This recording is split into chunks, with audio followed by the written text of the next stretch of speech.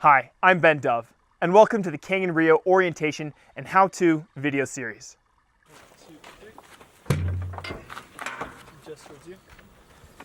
In this video, we'll show you how to de-rig after your trip and prepare the gear for transport.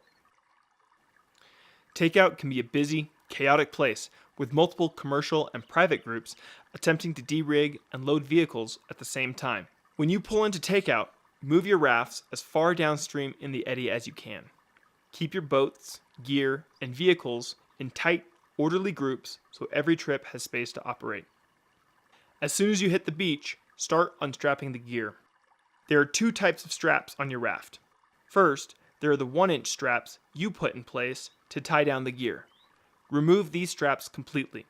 Put them in a bucket, crate, or rig bag so they can be sorted at Canyon REO. The second type of straps are the ones Canyon REO has preset on your frame. Leave these attached to the frame. These include framing straps, cooler slings, cooler restraining straps, as well as the beaver board and center deck suspension straps. Before gear comes out of the raft, and periodically throughout the de-rig, splash the equipment with water to clean it off. Canyon REO will clean the gear thoroughly back at the warehouse, but a cursory cleaning at takeout is much appreciated. Also, check to make sure you haven't left any personal gear inside the REO boxes and coolers. Once gear is ready to come off your raft, designate 4 staging areas and consolidate like items into the following piles. Soft gear, such as water jugs, Paco pads, throw bags, throw cushions, and anything else not made out of metal or box-shaped. Boxes, such as ammo cans, coolers, captain's boxes, and milk crates. Frames, oars, and rafts. And personal gear that you brought with you. Items in each group are loaded together. Focus on getting everything out of the raft and staged for quick loading, so that the raft can be deflated. Deflating the raft takes the most amount of time and should be started as soon as possible. We realize that during long, expedition-style trips, gear gets broken and damaged. Should this happen to you, make sure to mark the damaged equipment with orange tape, so our warehouse can easily identify and repair it. Now that the gear is out of the raft, remove the frame. Detach the 2-inch black straps from the D-rings, but leave the straps attached to the frame. Raise the center deck so that it hangs tight and even with the rest of the frame. Tighten cooler slings and reattach the cooler restraints. Do not remove the beaver board, center deck, or trailer frame from the main frame unless instructed to by the rigger. Instead, fold the trailer frame and beaver board on top of the main frame like this.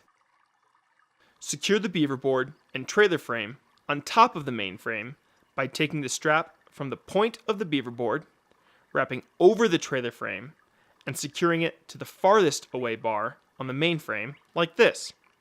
This creates a secure, easy to transport bundle. Set the frame aside until the rigger is ready for frames to be loaded. Now it's time to tackle the raft. Splash off any remaining sediment on the tubes and floor.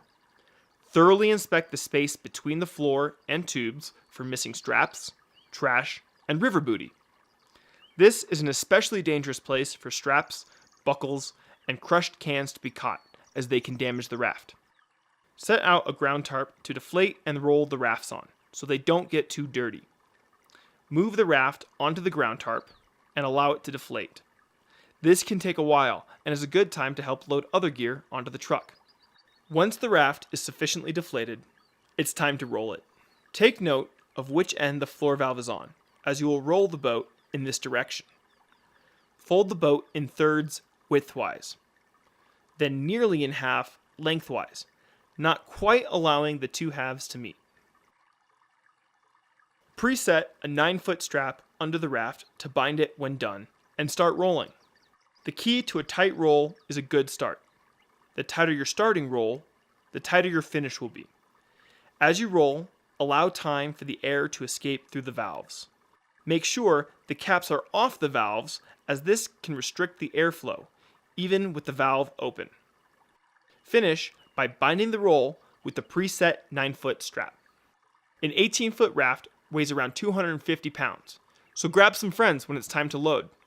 If everyone works together with a clear plan, D-rigs can be quick and easy. 1, 2, 3. Just towards you.